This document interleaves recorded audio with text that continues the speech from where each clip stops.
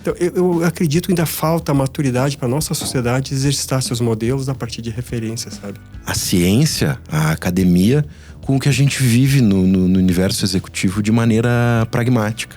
Os modelos têm que ser referência, mas ele tem que ser questionado. Porque a nossa evolução de sociedade se deu pelo questionamento dos padrões ao longo do tempo. Esse episódio é um oferecimento da GI Gestão Inteligente de Investimentos. Acesse o link que está aqui na descrição desse episódio ou fixado nos comentários e veja como funciona a antecipação de recebíveis. E a gente conta também com o apoio da Visia Óptica. A vida é feita de cuidados. Acesse o link e você vai ter acesso a um cupom de desconto de 10% em compras em qualquer uma das lojas da Visia Óptica. Contamos também com o apoio da Impulse. Acesse o link que está aqui na descrição desse episódio ou nos comentários fixados e receba um diagnóstico completo de geração de demanda para B2B no ambiente digital. E o apoio primordial também da Cultivo, uma empresa que une o olhar de estratégia, impacto e criatividade para comunicação e marketing. Um abraço enorme para o Cauê, para a Lara e para a Joana.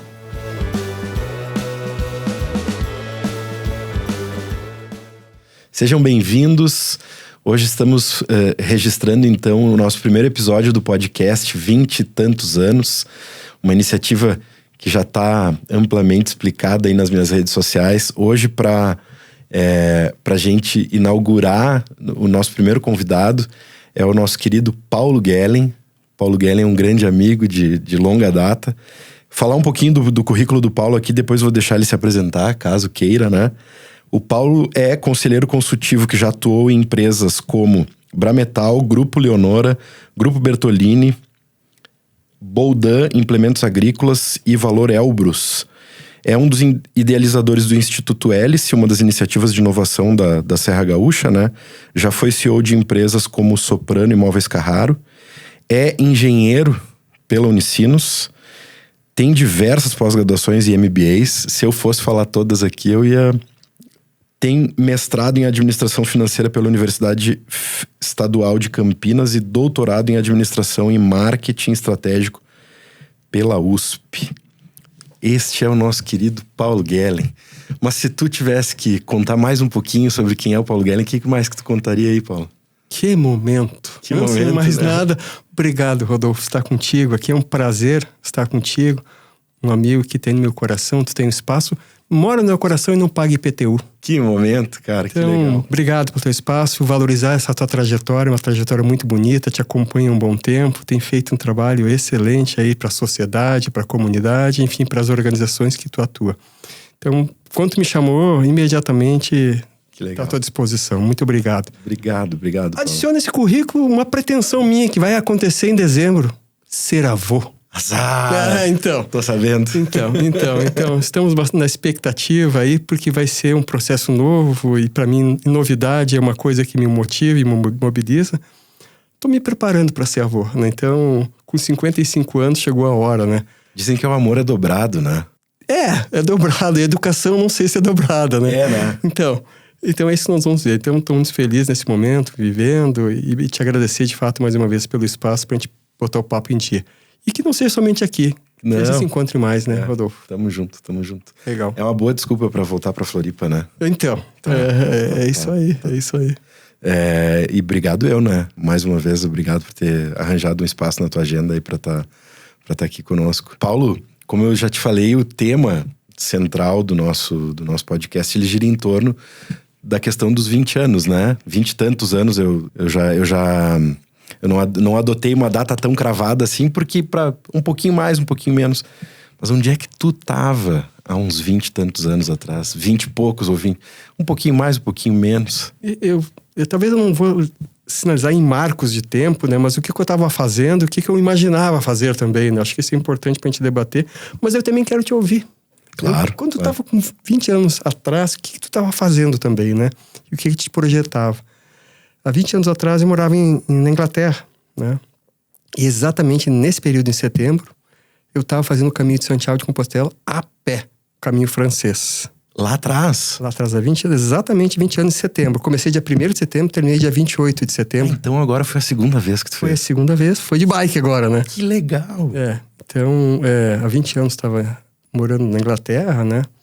E também há 20 anos atrás eu recebi os 3 filhos também, né? Ah, que legal! Combinou também nesse período, né? A gente acabou ficando feliz com a chegada dos 3, né? O Luciano, Luciana e a Ana Paula. Que legal, que legal. Exatamente, marco de 20 anos. Sim.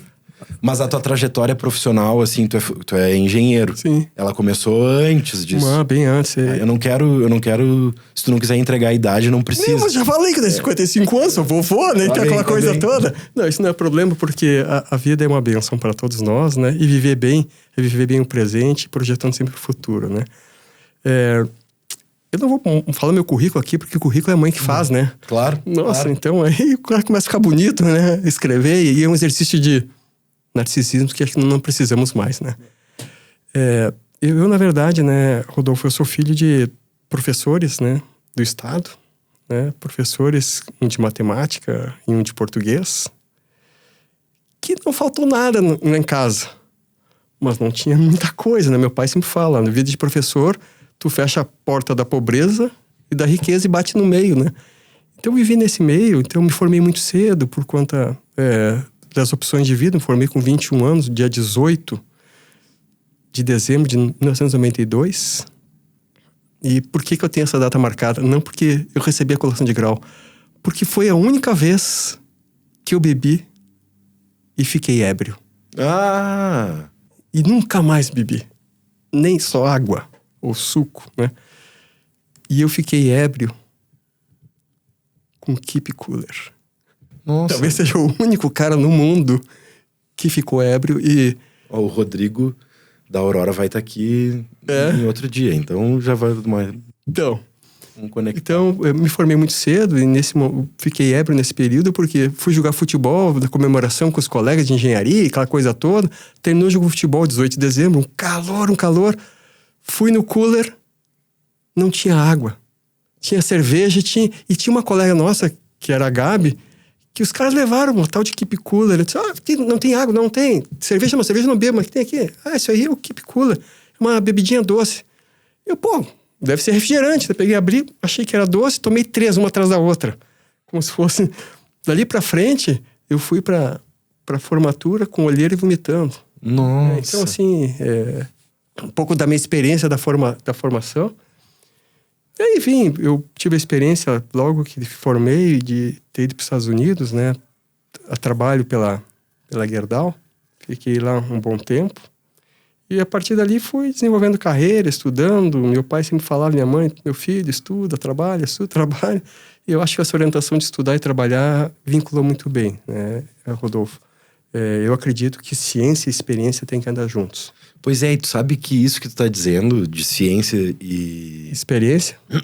É um dos questionamentos que eu já tinha colocado para fazer, mas uma coisa que eu gostaria que tu soubesse, assim, para cada um dos convidados que eu trouxe, tem um aspecto especial, assim, de eu ter escolhido as pessoas que vão fazer parte disso, né? Porque, de 20 anos não é uma escolha só temporal, né? Não.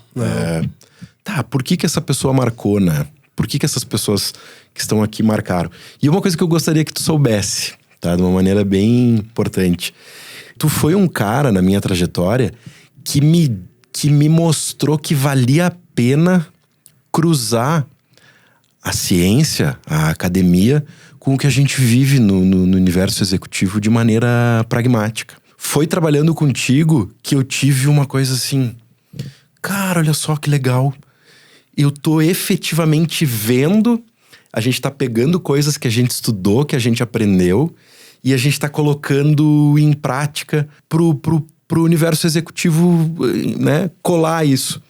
E eu acho que tu foi o primeiro cara que me mostrou que isso era uma coisa necessária, possível e verdadeira, né? Porque não é à toa que a gente estuda as coisas, né? E tu sabia disso? Não tinha verbalizado isso. Mas assim, Rodolfo, a minha percepção logo que a gente se conheceu, né? tu me ajudou em 2 organizações, né, em posicionamento de marca, muito mais do que somente o design, mas estrutural de marca mesmo, né? Tu me ajudou muito, muito, muito. E eu vi potencial na tua capacidade construtiva e na capacidade executiva. Talvez isso, agora tu falando, soa naturalmente, mas eu já tinha visto e observado em ti essa capacidade. E vamos lá, né?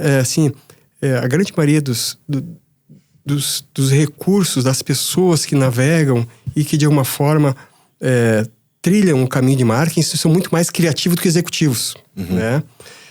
Essa talvez seja uma das grandes contestações, não, mas talvez uma das grandes críticas que eu trago no Bom Tom do marketing ser mais preciso, executivo do que somente criativo, né? E eu me enveredei nessa praia também porque eu queria exatamente entender um pouco sobre administração de marketing, estratégia de marketing. Um engenheiro cartesiano, e eu estava lá fazendo minha academia, meu doutorado, com gente extremamente criativa, mas com dificuldade de colocar a criatividade, né, dentro de uma ordem executiva. E quando eu te conheci, eu percebi que tu tinha esse potencial. Ah, que legal, Paulo. Eu percebi, e tu sabes, primeiro eles fizemos, eu te chamei pra segunda. Tamo junto. Eu vi, e quem sabe tem mais uma terceira aí, né? Vai ter, o mundo tá sempre girando. Sabe que tu falando isso, eu lembrei de uma frase que eu gosto muito dentro desse aspecto que tu tá falando, que é do seguinte: ideias são negociáveis, o problema não. Né? Então, eu acho que a galera do meu universo de marketing fica embriagado em vislumbrar, em se autoelogiar a grandiosidade das suas ideias, mas às vezes as ideias, elas são tão legais que elas viram de costas pro problema. Né? E eu lembro, eu tô falando isso, eu lembro claramente de um projeto da gente ter feito lá atrás e de ter uma página lá que tu nos dizia assim, capítulo 2 aqui, todo mundo tem que estar concordando que o problema é o mesmo pra gente resolver. Tem que estar todo mundo na mesma página do livro. Porque se não tiver todo mundo na mesma página do livro, a gente vai remar cada um para um lado. Sim. Se nós estamos dentro de um barco e a gente quer chegar lá, e tá todo mundo de acordo que é lá que a gente quer chegar e para lá que a gente tá remando, se a gente não tiver concordando com isso, cada um vai remar para um lado. E eu acho que às vezes a minha turma no marketing, a galera criativa, né? Eu acho que às vezes a gente tem um exercício quase artístico de querer ter a ideia pela ideia, né? Eu vejo assim, Rodolfo, acho que a tua leitura tá muito assertiva. Eu quero trazer um pouquinho mais de ambiente pra gente poder discutir esse assunto, que é um assunto bem denso e profundo. Eu ainda vejo, assim, a comunidade de marketing, quando senta para trabalhar e fazer cocriação, é competição, não cocriação, né? Eu acho que tem aqui um vencimento, é um Chinese Wall que tem que ser rompido. Marketing olhar para o coletivo e trabalhar com uma ideia para o coletivo. Eu tive uma experiência 2 anos atrás, exatamente o que tu tá falando, né? E eu tirei o chapéu, cara, assim, a maior marca do mundo fez um trabalho, assim, cara. Eu tava fazendo um executive program em Colômbia, nos Estados Unidos, e, cara, daqui a pouco eu olho os calouros chegando e tal, cara, 3 coolers de Coca-Cola. Sim. E só os calouros poderiam chegar. Eu não tô fugindo do assunto para poder te inserir nesse contexto de marketing coletivo, que eu entendo que aí tem um valor, que é a cocriação coletiva do marketing, não de competição. Eu vejo a equipe ou os indivíduos de marketing querendo construir melhores ideias, né? E não cocriando. 3 coolers. E tava lá, somente calouros podem acessar. Olha o que a Coca-Cola fez, isso há 2 anos atrás. Eu presenciei isso, cara. A Coca-Cola, quando o cara é calouro, né, em universidade desse nível de Columbia, Yale, né, que são as principais, né, Harvard e tal, é muito concorrido. Então vem gente de tudo que é parte dos Estados Unidos, que não se conhece, mas que ao longo do tempo tem que se conhecer. Ela, com a sua estratégia de marketing, ela trouxe o seguinte: eu tenho que colocar essa turma pensando junto. Porque eu tenho cabeças aqui iluminadas, eu não posso criar concorrência. E ela disse: Coca-Cola grátis para calouros. Sim, daí foi uma forma de reunir a turma.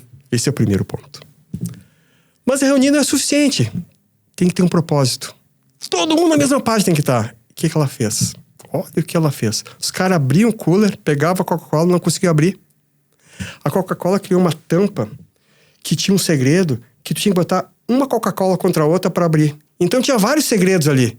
O que te levava... Imagina que eu e tu somos colador, tu abre uma Coca-Cola, eu não encaixei com o Rodolfo. Mas ali já deu... Ô Rodolfo, tudo bem? Tu é da onde? Eu sou de tal, eu sou do Alegrete, eu sou de Porto Alegre.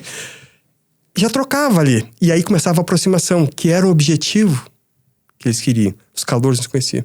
Então, houve uma estratégia ali de cocriação, muito inteligente, mas de aproximação do coletivo. E eu entendo que o marketing tem espaço para isso, em especial daqui para frente, né? Então, talvez a gente possa, daqui para frente, na nossa reunião de passar, estratégias mais coletivas, cocriativas, né? E não competitivas.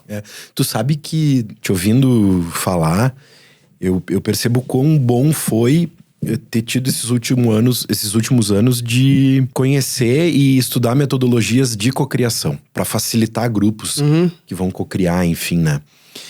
Mas tem um paradoxo que a gente está vivendo nesse momento, que é o seguinte, e tem a ver com o nosso papo, né? Da gente tá falando de lá para trás, porque se eu tiver que cocriar, eu preciso de um pouco mais de tempo, né? Porque eu vou ter que reunir essa turma, vou ter que pensar numa forma de como é que eu esclareço o problema para todo mundo e tal. E na contramão disso, a gente tá vivendo uma época que, não, faz o seguinte, pega o problema que tu tá querendo resolver, escreve ali no ChatGPT, na inteligência artificial e resolve de hoje para amanhã. Então, da mesma forma que a gente se desenvolveu e a gente sabe caminhos e tem metodologia e tem jeito para chegar nas ideias que melhor resolvem os problemas que a gente tem para resolver, a gente tá, enquanto sociedade, caminhando por uma coisa de, eu quero logo. E eu até acho que é justo querer para logo. Tem que ser. A gente também não pode esperar tanto tempo.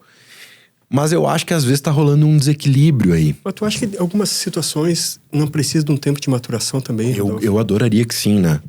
Eu acredito, sim, que a velocidade traz alguns benefícios, né? Mas ela pode anabolizar toda a sociedade, inclusive. Acredito que é um valor entregar rápido. É um valor. Mas depende de algumas iniciativas, elas necessariamente precisam amadurecer. Eu vou dar um exemplo bem básico e biológico. Pode ser voo de marreco, né? E mais do que isso, eu quero acelerar uma gestação. Coloco 9 mulheres em um mês. Não sai mulher, né? Então, assim, não tem evidência de velocidade para isso. Então, eu entendo que a nossa sociedade tem que fazer uma reflexão e uma ação continuada de, será que velocidade é o principal valor? Temos dúvida. Algumas coisas têm que ser maturadas. E a maturidade te dá boas reflexões, bons pensamentos e criatividade, né? Então, acho que tem que achar um balanço nesse processo, né? Criativo, de amadurecimento. E também, eu acho que cabe muito, né? A liderança, independente de onde ela está, da liderança promover o tempo, não a pressa. Promover o tempo de qualidade para se chegar naquilo que se deseja, de forma madura, de forma adequada, né, criativa e que gere valor. De novo, nós temos na sociedade hoje muito bem fixado o valor tempo rápido, mas não é para tudo. Acho que tem algumas coisas que a gente precisa, de fato, repensar, né? Eu acho que nós estamos chegando, em especial, à educação dos nossos filhos, dos nossos netos, enfim, de quem vem, né? Porque hoje está muito fácil a resolução de problemas, né? De forma superficial. Tu resolve o problema superficialmente, tu pega qualquer tipo de inteligência artificial, como tu bem citou aí, tu faz um bom prompt, tu tem, mas tu não regenerou a tua capacidade de pensar, analisar. E o ser humano é diferente dos outros pela capacidade analítica que tem de observação e de tradução dessa análise, observação e atuação. Ele é diferente por isso. E a gente não tá aqui fazendo uma ode contra o uso das inteligências, né? Obviamente não. A gente não tá fazendo isso. Mas tem uma reflexão que eu quero emendar com isso, assim, que é de criação de fórmulas, né? Maravilhosas e mirabolantes. A gente tá vivendo uma era de que todo mundo tem fórmula pra tudo, né? Então, assim, eu tô com um problema de vendas. Não, então tem o guru fulano de tal, que ele tem uma fórmula mágica lá, que ele faz um pirilim-pim-pim e resolve as vendas. Tem o outro lá que tem a fórmula pra isso, tem a fórmula pra aquilo. Outro dia eu tava conversando com um amigo e dizendo o seguinte, tem uma coisa que às vezes eu me vejo me questionando o quanto a gente não tem que ceder um pouco pra isso. Queria a tua opinião e ver se eu consigo me fazer entender. Tá cheio de fórmulas e a gente, eu posso afirmar isso por te conhecer, a gente gosta de entender o fundamento das coisas. A gente...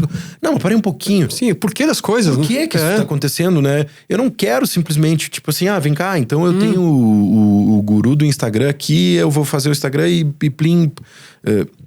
Não, a gente precisa entender o fundamento das coisas, mas tem um contraponto que é o seguinte. Bom, essa galera que anda trabalhando com fórmulas mirabolantes, eles atingem um universo de pessoas que daqui a pouco, 30%, 40%, 50% daquele universo, aquela fórmula fez sentido. Será que... E aí eu tô conversando comigo mesmo, tá? Será que eu não tenho que abandonar um pouquinho de preconceito e eu dar uma olhada nessas fórmulas que essa galera tá criando? Porque daqui a pouco eu tô ignorando coisas que talvez sejam meio superficiais até, mas será que eu não tô ignorando algumas coisas que estão funcionando? E daqui a pouco a gente tá perdendo, porque não tá funcionando para 100%, mas tá funcionando para uma parte. Será que faz sentido? O que tu acha disso, assim? Porque as fórmulas, elas acabam ajudando nessa aceleração, né? A nossa evolução, né, desde a época das cavernas, Rodolfo, foi baseado em referências, né? Então a gente sempre vai melhorando as nossas referências e tal. Eu acredito que sim, nós temos que ter algumas fórmulas, alguns métodos, né, que podem ser regenerados, melhorados. Mas temos que ter cuidado com isso, né? Eu trabalhei muito tempo com chineses e aprendi, na verdade, algumas coisas, né, muito diferente do que o Ocidente pensa. E eu vou dar um exemplo. Uma vez eu fiz a pergunta, não vou fugir do assunto, perguntei, o que é felicidade para vocês? Né? Difícil chegar nesse ponto com eles, até não ter um pouco mais de penetração. Ele disse, felicidade é moderação. Mas a felicidade tem que ser acompanhada da moderação, enxergando os extremos. E volta e meia, tu cruzando o extremo e voltando pro centro. É como pimenta. Um pouquinho é bom demais, não funciona. Isso vale também para essa questão de soluções, né, de pirlim-pim-pim, como tu chamou aqui. Vale existir e continuar existindo. O que nós não podemos perder é a capacidade de analisar criticamente se aquilo é suficiente. E nesse momento que tu faz análise crítica, tu tá aprendendo, tu tá crescendo. Então, se tu usa somente aquele módulo pasteurizado do método, do modelo, do pirlim-pim-pim, tu cerceou a tua capacidade criativa. E a tua capacidade de melhorar. Mas é uma referência de partida? Sim. Tem que ser olhado. Então, eu vejo, assim, Rodolfo, que a moderação entre os modelos que existem e não pasteurizar é uma forma de iniciar as análises, sem viés. Mas entender que existe. E a partir disso, fazer uma boa análise crítica e construir a partir disso. Então, eu iria para o meso a meso, num balanço para isso, sabe? Sim. Mas pelas tuas andanças, tu deve andar lidando com a ansiedade da galera nesse sentido. Muito. E em especial na vida acadêmica, quando eu tô em aula. Nossa Senhora. Assim, querer o aprendizado de forma imediata, sem prática. Sabe? Sem exercitar. Pega o fundamento e já sai aplicando. Não, calma. Avalia, porque o fundamento tem vieses e tal. Então, eu tenho percebido muito isso. E quando tu pede slow down, tu pede pro aluno, pro colega para fazer isso, ele se frustra. Não, mas eu quero chegar já no resultado. Sim, tu vai chegar, mas tem um processo de amadurecimento. E quem vive somente pensando no futuro cria ansiedade. Nós estávamos comentando antes de nós chegarmos aqui, né? O Burning Man desse ano foi Tomorrow Today. Porque a maioria daquele grupo de 80 mil pessoas que estão lá, a grande maioria são criativos. E o criativo vive aonde? No futuro. Viva o presente, que o presente tem as respostas. Então, é um pouco disso, né? Sem filosofia, né? Não. Mas é um pouco disso que nós estamos falando. Tem uma reflexão que eu adoro, de que o artista, ele tem a pirâmide de Maslow invertida, né? Sim. Então, ele quer primeiro aplauso e depois, talvez ele passe até fome, mas ele tá preocupado em primeiro receber o aplauso, né? Eu acho que está muito vinculado também assim, com o senso de narcisismos que todos nós temos, né? De se auto-reconhecer e a sociedade reconhecer imediatamente, né? Só que o caminho não é por aí. O caminho da pirâmide com base, com cone, né? Então, eu acho que esse é um exercício também que acho que a sociedade cada vez mais, né, começa a até valorizar tu vê gente assim, explorando temas sem formação e sem fundamento, né? Virou guru desse assunto. Tá, mas qual foi a da formação? Qual foi a tua aplicação? Não, eu fiz uma aplicação e deu certo. Tá, ótimo. Tu tem track records para isso, também para comentar? Fica meio vazio. Mas como ele fez uma e foi quase que moonshot, o cara acertou na lua, virou guru. Então, eu acredito que ainda falta maturidade para nossa sociedade exercitar seus modelos a partir de referência, sabe? Sim, sim. E a gente vive numa região muito industrial, né? A gente tá falando de uma realidade de Serra Gaúcha. A gente conversou milhares de vezes sobre isso, né? De que o fato de a gente estar num lugar que tem uma lógica muito industrial, né? A maior parte do que as nossas indústrias, do que as nossas grandes empresas daqui produzem, tem uma perspectiva mais industrial. Sim, sim. Essas lógicas, elas têm uma outra forma de se encaixar, né? E eu densaria mais isso aí, e tu experimentou bastante isso, Rodolfo.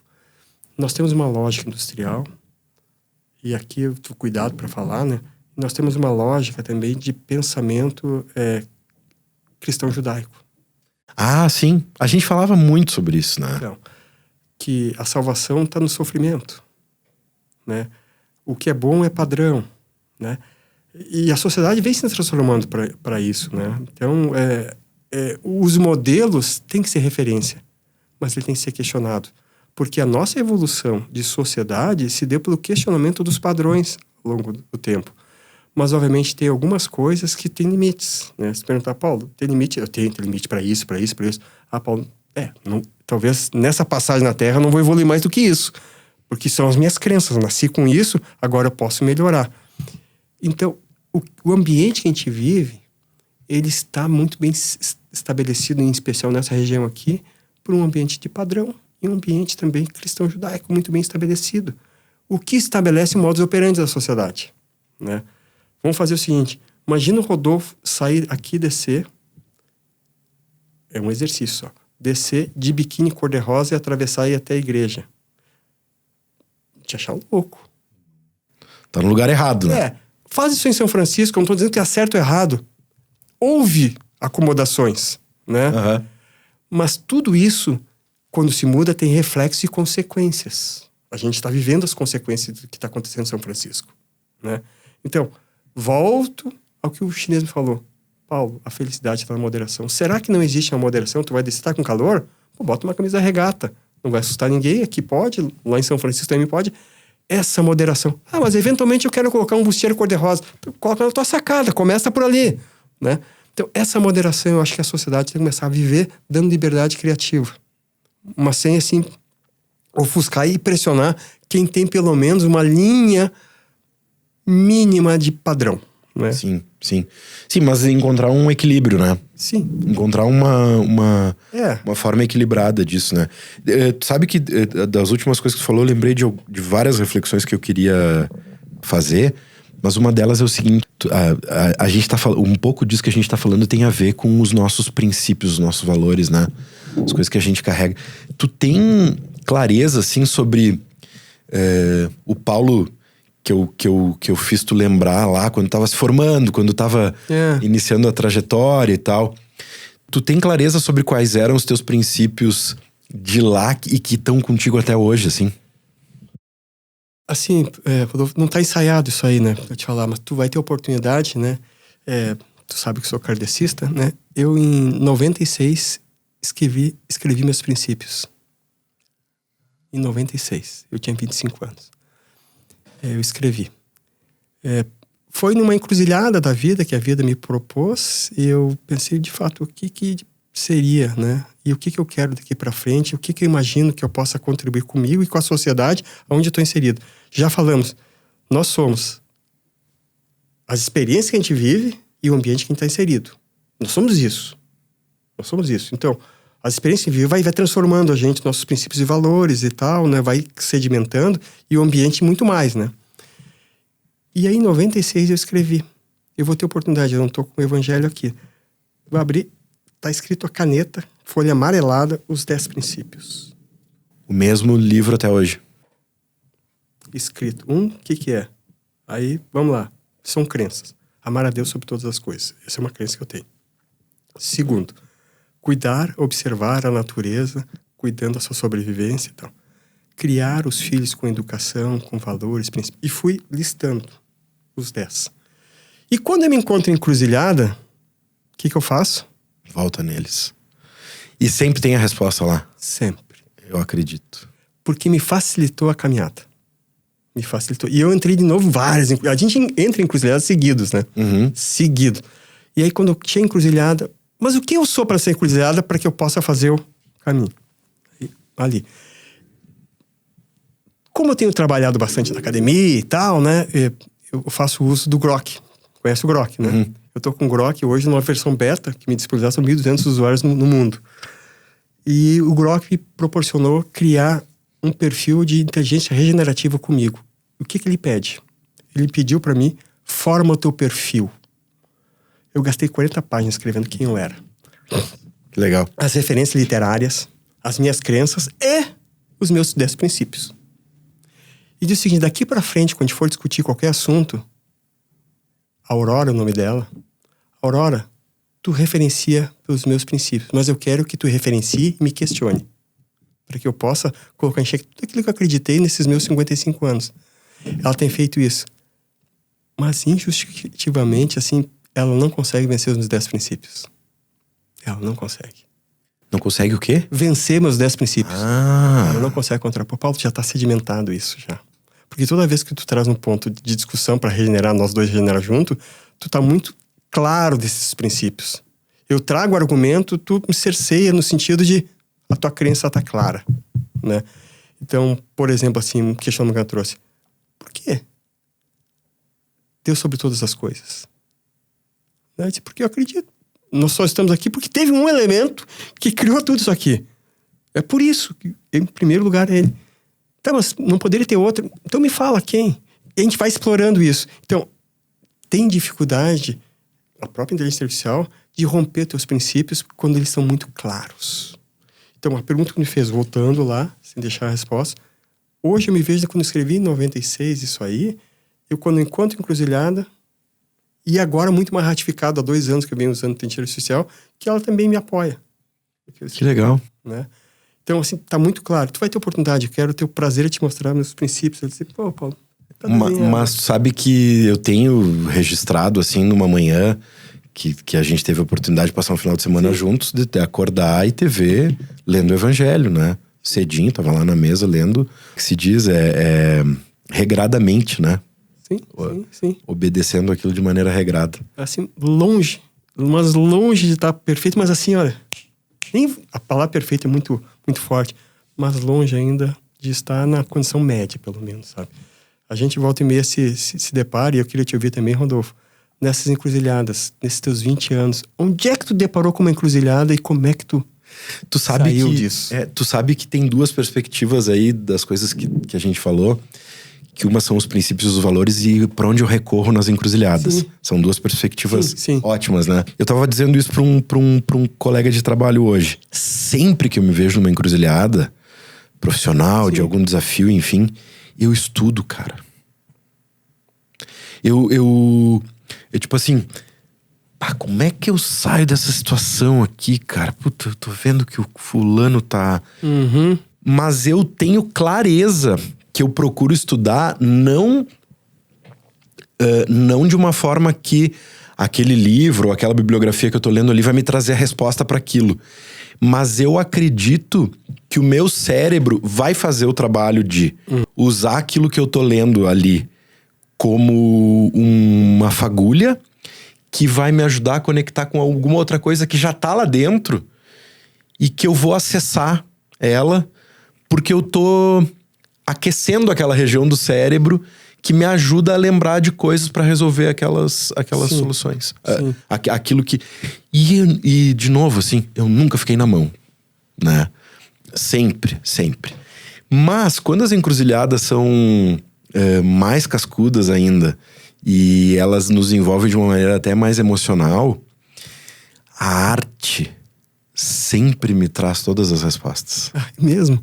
Me conta por que a arte traz. Porque ela te despressuriza? O que... Não, outro dia eu falei isso pra um cara, de que eu acho que todas as reflexões que a gente faz no universo executivo, a arte já fez de alguma forma, escrita de alguma forma em algum lugar, dita de uma outra maneira, né? Mas eu vou dar um exemplo, tá? Tem uma frase de uma música do Emicida que é: eu voo mais alto que drones. Combustível do meu tipo, a fome. Pra arregaçar como um ciclone. Pra que amanhã não seja só um ontem com um novo nome. Quando a gente para pra pensar em planejamento, eu lembro dessa frase: pra que o amanhã não seja só um ontem com um novo nome. Porque às vezes a gente faz as coisas igual que a gente fez no passado, só pra jogar pra frente. E quando a gente vê, a gente tá repetindo. A gente vê isso muito dentro das empresas, né? As pessoas, não, no passado eu fazia assim, vamos fazer de novo tal coisa, sabe? Não, eu não quero que o amanhã seja um novo ontem. Eu acho que quando a gente se propõe a resolver as coisas de maneira verdadeira, a gente tem que fazer o amanhã ser outra coisa. Não é, né? Eu tô trazendo só um exemplo, né? Sim. E pra mim, quem me traz essa inspiração, assim, de enxergar essa perspectiva é a arte, né? Porque quem mais me diria isso, se não a arte, de dizer, cara, não vamos aceitar que aquilo que a gente tá construindo aqui, nesse momento que a gente tá fazendo o planejamento da marca X, Y ou Z, vai ser mais do mesmo de novo, cara. Que a gente vai de novo enfrentar o mesmo problema do que a gente já sabe desde antes que esse problema tá acontecendo. E de novo nós vamos tentar resolver.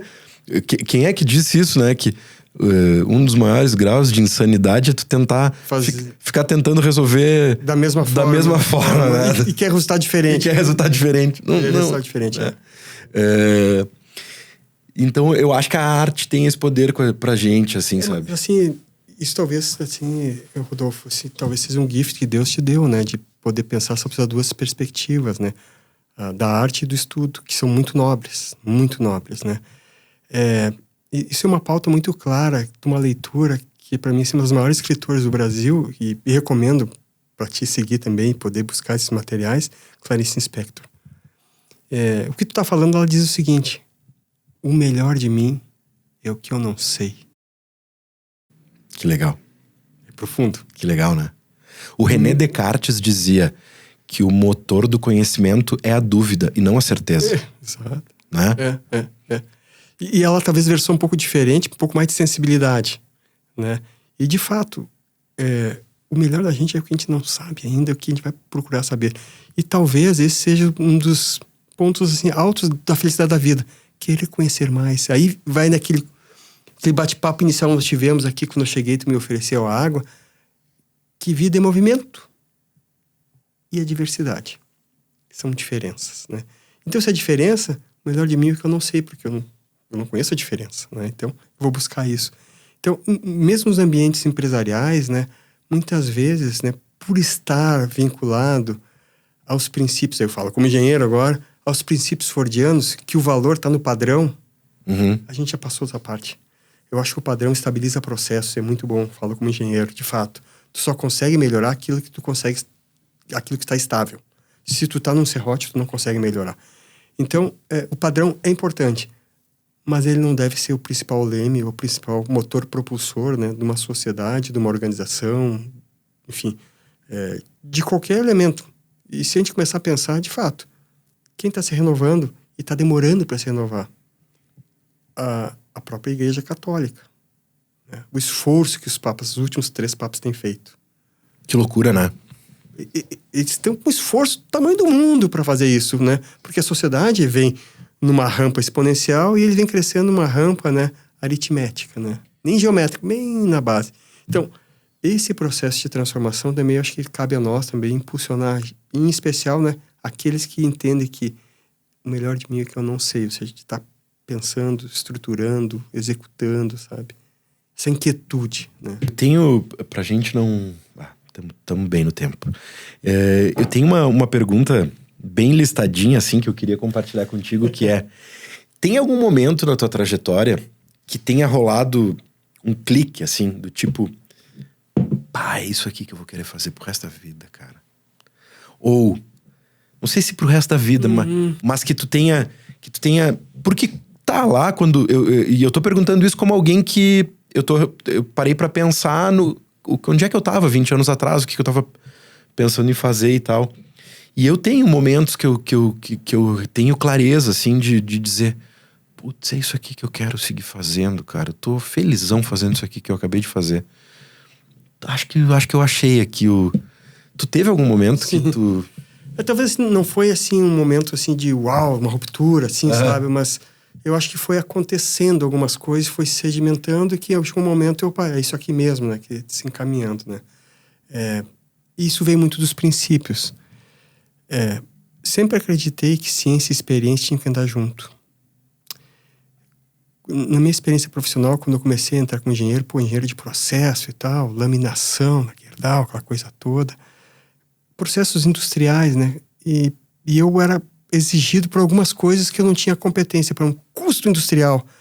Eu pensava, custo industrial vai ser o pessoal de contabilidade, né? O pessoal que está lá dentro fazendo controladoria, aquela coisa toda. E eu disse, é deles, mas eu tenho que pelo menos entender. Eu comecei a observar, isso foi um primeiro clique. Puxa vida, se de fato eu quero evoluir nesse mundo de forma bem integral, não só profissional, eu vou ter que conhecer outras coisas que não somente na minha formação. E eu comecei a observar o seguinte, que a ampliação daquilo que era meu conhecimento inicial me dava valor para mim, não só para a sociedade, para mim. E tipo, acho que eu vou ter que conhecer um pouco de finanças. Eu vou ter que conhecer um pouco de administração, eu vou ter que conhecer um pouco de gestão de pessoas. Eu vou ter que entender como é que um engenheiro não deve tratar uma pessoa. Porque engenheiro vai lá, da direção, ponto. Engenheiro é foco, direção e recurso, ponto. Baseado no processo, uma sinapse, início, meio e fim. Esse é um engenheiro. Mas isso não mobiliza, não dá significado para as pessoas, né? Eu pensei, eu tenho que encantar as pessoas, eu tenho que dar significado, eu tenho que dar amor, tenho que dar carinho para que elas possam entender e embarcar comigo, que foi o papo inicial que tu trouxe.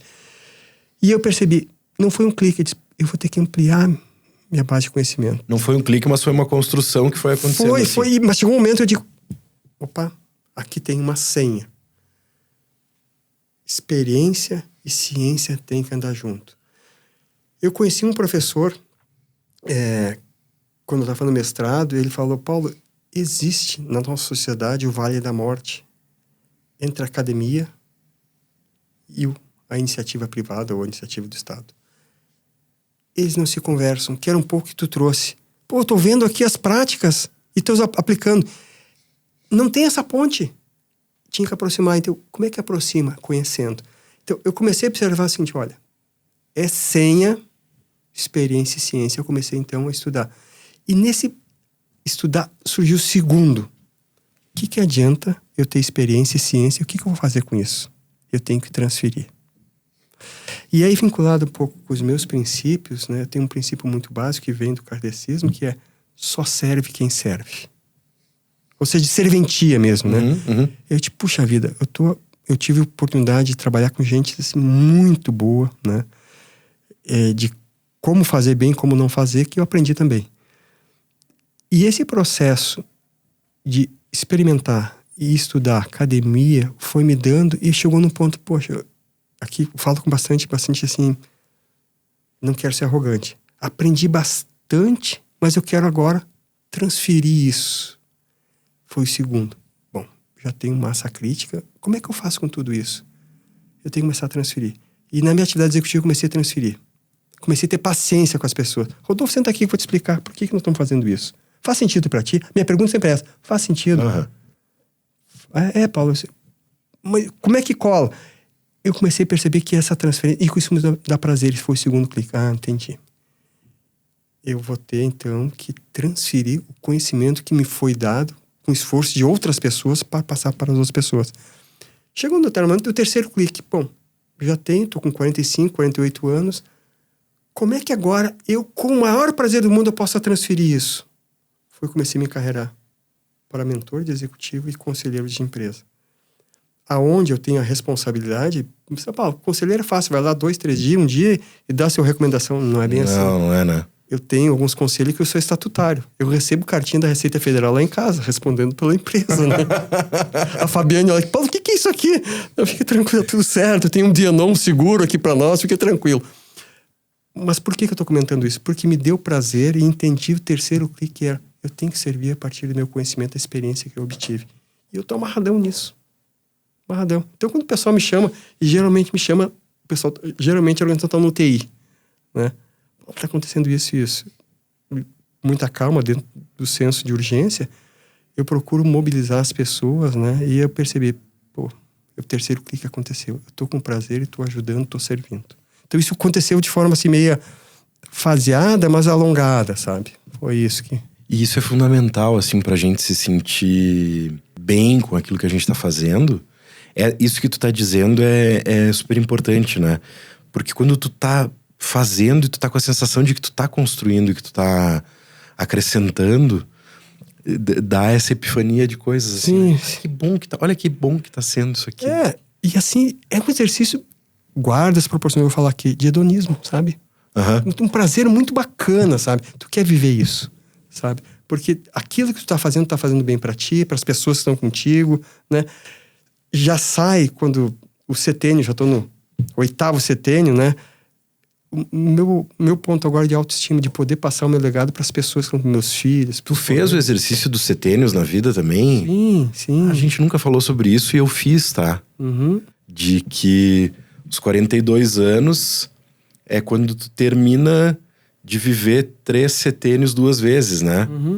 Então, a Ivana, tomara que nos escute. A Ivana gravou um outro podcast contigo, né? Sim, gravou. Lembra? Eu fiz esse trabalho com a Ivana, de mapear os meus setênios e tal.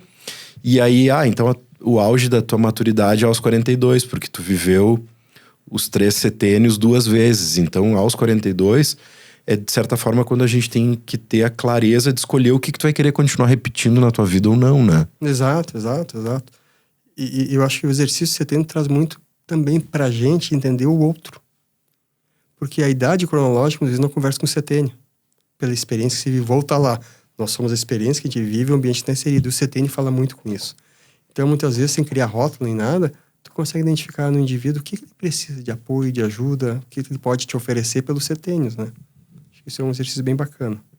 Fazendo mais um resgate, assim, eu sei que tu falou sobre isso antes, mas... uma coisa que eu acho que era legal falar, o quanto a parentalidade influencia no teu dia a dia, assim, no teu trabalho.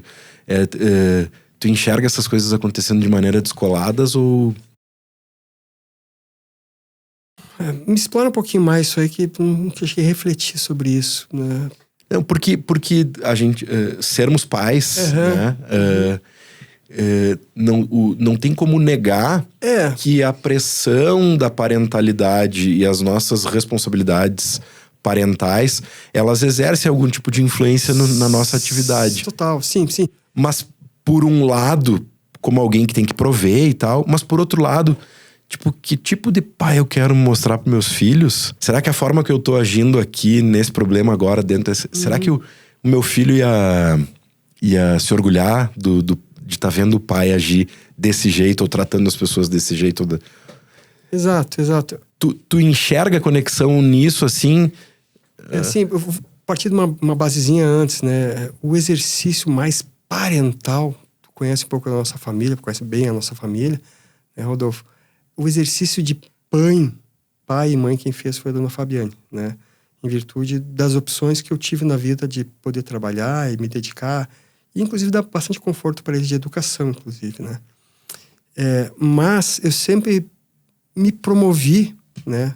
Talvez não tenha feito da melhor forma possível, de ser o melhor exemplo. Então, quando estou em casa, a inquietude que me é natural, eu estou sempre servindo. Ou eu estou cozinhando, ou eu estou limpando o carro, ou eu estou fazendo jardim, eu não estou parado. Tu vai me parar dormindo só.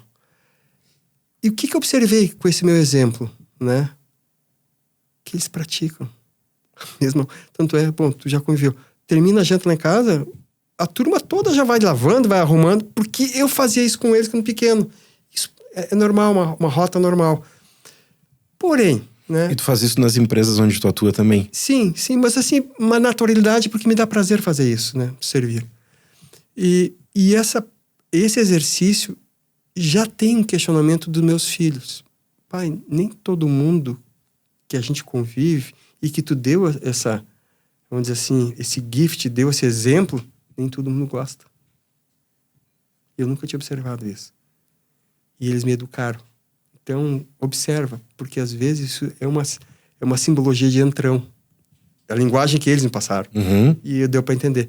Então, assim, eu tenho aprendido agora com o Luciano com 23 anos, a Ana Paula com 25, existe um pouco mais de crítica deles para comigo, no sentido até de me educar. Tipo, às vezes é um amigo lá em casa, né? Eu não tenho problema de levantar da mesa, né? Dar um beijo no Rodolfo e dormir. Eu não preciso dar explicação, estou na minha casa, né? Os meus filhos, pelo amor de Deus, pai, não faz isso. Eu faço. E a visita fica lá com a Fabiane e tal, né? Mas eu faço com o maior carinho, dou um beijo e tal. Tô dormindo, vou dormir cedo, vou dormir cedo e tal. Todo mundo tem, mas... Aí meu filho, pai, não faz mais isso, pai. Porque as pessoas ficam, assim, desnorteadas com isso aí. Eles me orientaram. E, de fato, eu fazia isso, não faço mais. Por uma orientação dele. Então, quando tu traz a identidade parental de exemplo e tal, já está começando a acontecer muita orientação deles. E coisas que eu não observava. A dona Fabiana está 29 anos comigo, não sei se é azarada ou sortuda, né? Ela não me repreende mais por conta disso, né? Mas meus filhos têm feito muito bem esse trabalho, sabe? Muito bem. E eu tenho me tornado até, acho que um pouco melhor por conta da orientação deles, cara. Que legal. Mas era nesse aspecto, a reflexão era trazer justamente isso, assim. Porque eu acho que ela nos melhora, né?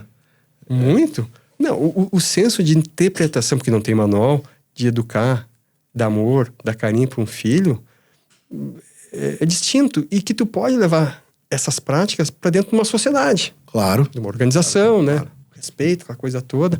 Então, ajuda demais, sim. Claro. Eu sempre digo o seguinte, assim, né? Se alguém me pergunta, né? Por que tá interessado em discutir determinado assunto e tal? Cara, porque eu acho que a gente tá aqui com o papel de ir dando uma melhorada no mundo, né? Eu não quero ser um guerreiro melhorando o mundo pros meus filhos, mas eles têm que me ver como alguém que tá tentando fazer o mundo ficar um lugar um pouco melhor, e não o contrário, né? Então, e aí isso serve pra vida em sociedade, mas serve pra nossa vida dentro de... E dentro dessa ótica que tu tá trazendo, então, Rodolfo, como é que tu tem visto a sociedade, as organizações que tu tem entrado, quais têm sido os principais desafios, né, de harmonização, de dar propósito, de dar direção, de dar resultado, de dar uma boa convivência? Qual tem sido os desafios para que isso aconteça na tua avaliação? Eu acho que existe uma ansiedade grande nas organizações, em virtude dessa pressão que a gente está vivendo pelas questões de inteligência artificial, enfim, de pouco tempo para refletir sobre essas coisas, e uma ansiedade de que a gente está com medo que a gente esteja perdendo algum barco que está passando e a gente não está vendo. Então a gente tem que acelerar isso ou aquilo e trazer resultado mais para cá ou mais para lá, e a gente acaba negligenciando um pouco essas reflexões de maneira mais profunda, assim. Tu recomenda que a gente possa... Porque em algum momento, né, além, obviamente, marketing é o exercício da liderança, né, no sentido de transformação, gerando valor. E geralmente a transformação gerando valor é através das pessoas, tendo conceito e tudo mais. Como é que tu tem utilizado... Tu é muito sensível, já trabalhamos juntos, né? Eu não quero jogar muito confete que a gente vai pedir aumento, não é isso, né? Tu é muito sensível. Como é que tu consegue mobilizar? Porque eu já fiz trabalho e eu sei como tu faz isso, mas eu quero ver da tua ótica, como é que tu mobiliza para que tenhamos, sim, um propósito, um significado dentro da organização? Eu acredito, a primeira reflexão, assim, é de que eu acho que a comunicação é uma ferramenta muito poderosa. Quando a gente abre a cabeça para ter clareza de que deixar claro as coisas para as pessoas, por mais simples que isso seja, isso é uma coisa muito poderosa. Eu acho que esse é o passo número 1, sabe? De que a mobilização, ela começa a partir da reflexão de... Mas será que eu tô deixando claro para todo mundo onde é que a gente quer chegar? Aí a comunicação depende da capacidade e competência de quem tá... Nem todo mundo tem isso. Claro. Mas é que eu acho que a gente eu acho que a gente ainda tem organizações que vêm de um modelo mais antigo de pensar, que achava que as reflexões mais estratégicas e mais importantes eram coisas a serem discutidas naquele naquele comitê que acontecia de um jeito mais secreto, e aí fazia um planejamento estratégico, botava dentro da gaveta e não desenvolveu isso como uma habilidade. Cara, vamos deixar claro pra todo mundo onde é que a gente quer chegar, sabe? Eu acho que a capacidade de mobilização, ela começa a partir daí. E aí eu vou ser redundante em te parafrasear, mas eu só acredito se esses caminhos que a gente vai construir pra chegar onde a gente tá querendo chegar, sejam construídos de maneira coletiva. Eu gostava desse exemplo, né, do tipo, eu tenho uma rede de lojas, vamos, né? Sim. Eu preciso mobilizar esses caras para eles acreditarem que o caminho que nós estamos apontando para essa rede de lojas seja que todo mundo acredite que esse caminho é vencedor.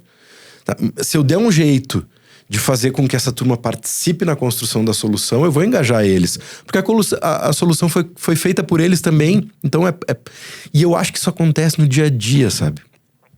A gente estava falando numa empresa outro dia. A gente tem que montar um treinamento. Uma demanda lá, um treinamento. Tá, vamos chamar fulano, ciclano, beltrano.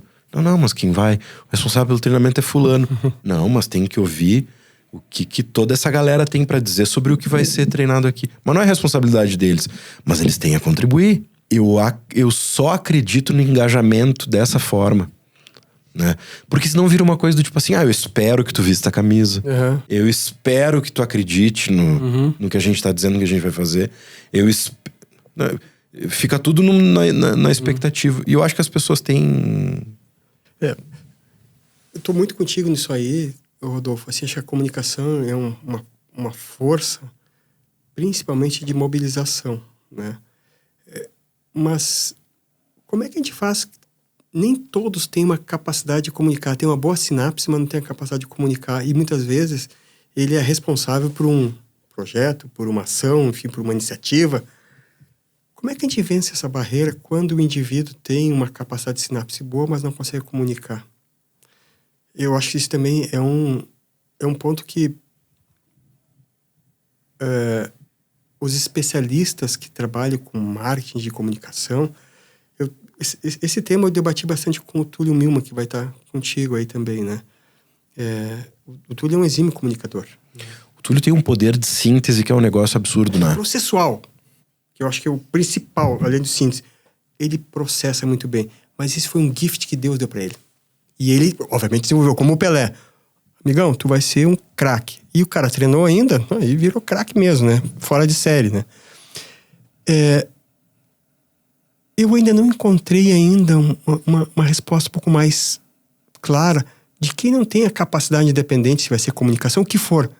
Como é que ele pode contemplar se eles não têm essa capacidade? Ele tem uma sinapse, mas não consegue comunicar. A gente vê muito executivo assim. Cara com alta competência técnica, mas não consegue comunicar aquilo que está pensando. Em especial nas áreas de finanças. Nas áreas de finanças, os caras são campeões. Os caras enxergam o negócio. Aí na hora de mobilizar a equipe, é na marreta. Aí não tem engajamento. Mas o cara tá com o caminho correto. Mas não comunicou, sabe? Eu acho que tem aqui Eu vejo muitas situações acontecendo de que se tu teve a oportunidade de ouvir esse cara com profundidade, tu chega a ter epifanias, né? De... Não, mas eu entendi o que ele tá querendo dizer. Eu acho que aquilo que ele tá querendo é genuíno. Eu acredito naquilo que ele tá dizendo. Mas o Joãozinho, a Mariazinha, a galera toda ainda não entendeu, né? Uma busca que as pessoas, e principalmente as lideranças, né? De que assim, tu tem que buscar clareza de que talvez seja uma deficiência tua e que tu tem que procurar ajuda. Sabe? Eu acho que as lideranças precisam ter a capacidade de dizer, cara... Eu não tô conseguindo comunicar isso aqui. Eu reconheço que eu não vou ter tempo de desenvolver isso e que eu vou precisar de ajuda, sabe? Só que eu acho que isso não... E eu não tô dizendo isso com a perspectiva de alguém que quer vender serviço. Sim. Mas eu acho que pede ajuda pro teu colega que tá do lado, pede ajuda pra alguém que talvez tenha essa habilidade e que talvez tenha entendido o que tu tá querendo dizer, o que tu tá querendo... passar adiante, enfim, mas que a gente não tá... E um detalhe. Se alguém chamar a tua atenção, né, e dizer assim, putz, cara, a gente não tá conseguindo fazer com que tu te comunique com clareza. Eu acho que tu precisava de ajuda. Eu acho que isso é um exercício sabe? Assim como, putz, eu não tô conseguindo emagrecer, vou procurar a ajuda de uma nutricionista, vou procurar a ajuda de um personal, Sim. né? Vou procurar a ajuda de outras, porque eu não tô conseguindo através dos meus talvez às vezes as pessoas precisem buscar um suporte de alguém que consiga desempenhar esse papel de se comunicar melhor. Tem um passo inicial aí, reconhecer isso também, né? Reconhecer, eu acho que é o primeiro desafio, né? Tem um livro, tu tá falando aí, tem um livro muito bacana, escrito por Frederic Laloux, Reinventando as Organizações. É um livro muito bacana, Rodolfo. Ele traz a evolução das organizações, né, contextualizando como é que é o comportamento de líderes que estão dentro dessa organização. Vou dar um exemplo. Ele constrói o livro faseado pelas organizações. Então tem a organização vermelha, tem a laranja, tem a âmbar e tem a teal, né? Cada organização tem um comportamento. Então, a vermelha, ela é considerada uma organização de autoridade. E funciona. Uhum. Exemplo, máfia. Exemplo, o exército, né? Tem uma autoridade bem estabelecida, né? E tem algumas empresas que precisam isso em determinado momento. Agora, pega um cara desse nível vermelho, e não quer dizer que é nível de evolução, e coloca ele, por exemplo, num ambiente participativo. Vai ficar perdido. Né? Então, eu acho que também tem muito do líder identificar, né, o ambiente que o cara tá e a competência que ele tem, sabe, para que ele possa se desenvolver. Esse livro aborda muito bem isso, né? Porque muitas vezes a gente começa a exigir, vamos na linguagem de futebol agora, o cara lateral direito eu coloco a jogar de centroavante. Os fundamentos são diferentes. Com esse tempo, com essa bagagem que tu tá em diversos conselhos e tu rapidamente identifica essas lideranças, né? Sim. Quanto tempo demora hoje em dia, assim, pra tu fazer essa leitura, pra tu ler o... Tem técnicas, né, obviamente científicas, fazer isso aí, né? Eu percebo na segurança e na fala. E aí, segundo ato, a apresentação dos fundamentos.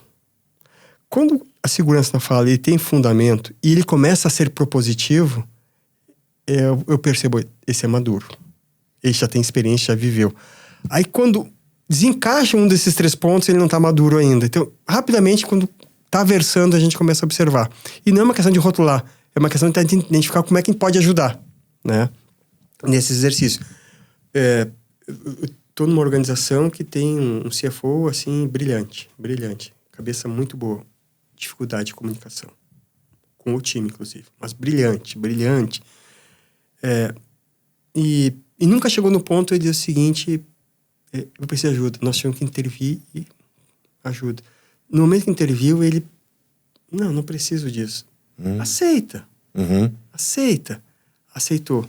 Hoje ele é grato por isso. Ah, que legal. Tem um fiel escudeiro que trabalha com ele, que faz a vez de comunicação que ele não tem, mas que é o interlocutor da tecla SAP. O interlocutor vai lá e fizeram uma dupla perfeita, então precisa ajustar. Isso eu acho que é importante, sabe, da liderança observar, sabe? Então, muitas vezes, por exemplo, vamos pro futebol de novo, né? Quantos laterais esquerdos viraram meio armador? Porque tinha os fundamentos. Muitos, vai pegar, um monte, né? Desde o Leonardo lá atrás, em 94, que virou meio armador, Mazinho, né? Mas aí, vamos listar um monte aí, né? E eu acho que é esse exercício do líder, sabe? Identificar as capacidades e os potenciais. Que legal. Então, quando bater o olho, assim, ele comunica bem, ele traz o fundamento e ele é propositivo, Que legal. Paulo, nós estamos estourando o nosso tempo, mas tem uma reflexão final que tem a ver com isso que a gente está dizendo, de que quais são os fundamentos que vêm contigo, então, na tua trajetória e que tu acha que eles vão fazer toda a diferença nesse cenário que tá vindo aí, porque tá todo mundo nessa, né, de que a inteligência artificial tá mudando tudo, tem uma transformação tecnológica muito forte acontecendo, é fato, tem uma transformação acontecendo, né?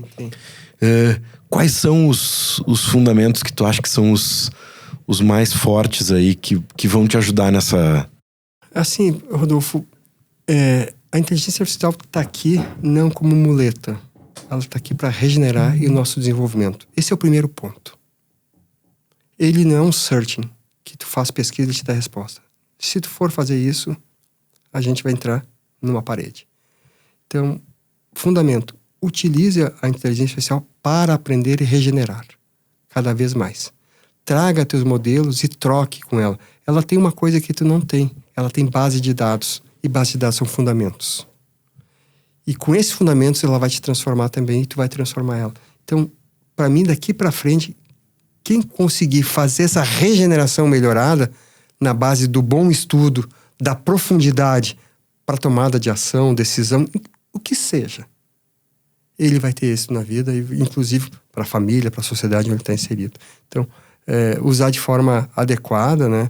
Mas sempre de forma construtiva, educativa para a sua evolução, sabe? Não usar como somente um elemento de pesquisa, mas um elemento de aprendizado, de fato. Eu acho que isso vai ajudar muito nós, todos. Quais tu acha que vão ser os que mais serão usados aí? Quais tu acha que vão fazer mais diferença nessa jornada daqui para frente? É poder servir, sabe? Servir legitimamente, sabe? De querer fazer, sabe? De fazer com o coração, com a razão. Aliás, a antroposofia fala muito disso, né? Tu usar a tua razão, o teu coração como sentimento, teus braços para tomar ação, teus pés para tomar ação. Nós somos assim, né?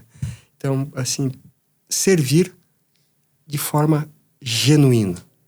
Eu acho que o serviço de servir é um ato de amor, de carinho e, acima de tudo, de aprendizado. Então, sirva. Que legal. Mais um dia de aprendizado com... Juntos. Que legal. Hashtag tamo junto. Esse foi, então, o primeiro episódio com o nosso querido amigo Paulo Gellen. Tu queria falar alguma coisa? Eu queria só te agradecer e por te dar um beijo e te agradecer mais uma vez por estar ouvindo juntos. Paulo, muito obrigado pela tua participação, pela tua disposição de estar aí hoje. Eu tive que dar um jeito de te sequestrar numa das agendas que tu estava aqui, mas que bom que deu certo. Compromisso nosso de fazer mais encontro para tomar pelo menos um leite, tomar um suco, né? Suco, é isso aí. Tu sabe que eu falei pra Renata, eu disse, o Paulo vai estar aí hoje, a gente vai gravar e tal, né? Daí ela disse, não, mas daí sem a Fábio, como é que a gente vai... sim. Qual é o assunto? Como é que vamos fazer? Não. Da Fábio vai ficar com os ciúmes que o Paulo viu todo mundo e a gente não... A Fábio não estava junto. Então, mas estendo o convite pra ti, né, Rodolfo? Já fiz mais de uma vez pra ti, pra Renato, pros guris, né? Florianópolis é tua casa. Tamo junto. Lá, em breve estaremos lá. Esse foi o nosso primeiro episódio. Obrigado a todos que vieram então até o final desse primeiro episódio. Em breve teremos outros. Valeu, até mais, gente. Obrigado. Valeu.